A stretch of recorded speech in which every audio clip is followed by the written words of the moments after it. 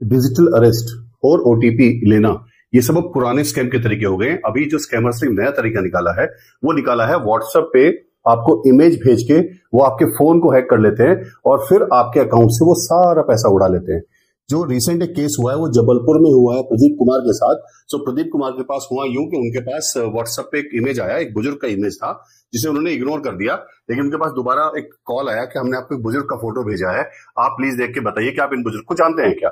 जब वो कॉल 2-3 बार आया, उन्होंने उस बुजुर्ग का फोटो डाउनलोड किया और डाउनलोड करके फिर जब उनका दोबारा कॉल आया उनको बता दिया कि मैं इस बुजुर्ग को नहीं जानता।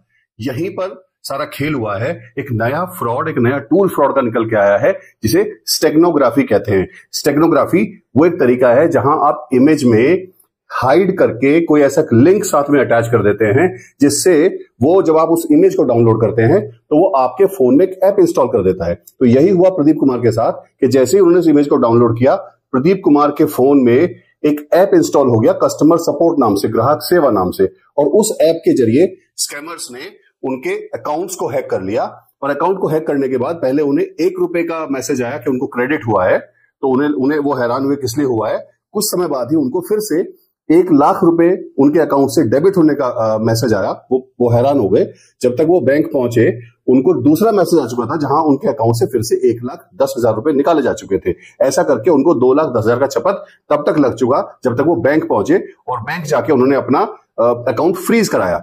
उसके बाद जाके उन्होंने साइबर सेल में रिपोर्ट की और इस तरह से किए गए स्कैम में साइबर सेल भी के पास भी बहुत ज्यादा सूत्र नहीं होते, क्योंकि ये जो पैसे थे उसके बाद जब पता किया तो ये पैसे हैदराबाद के एक एटीएम से निकाले गए थे।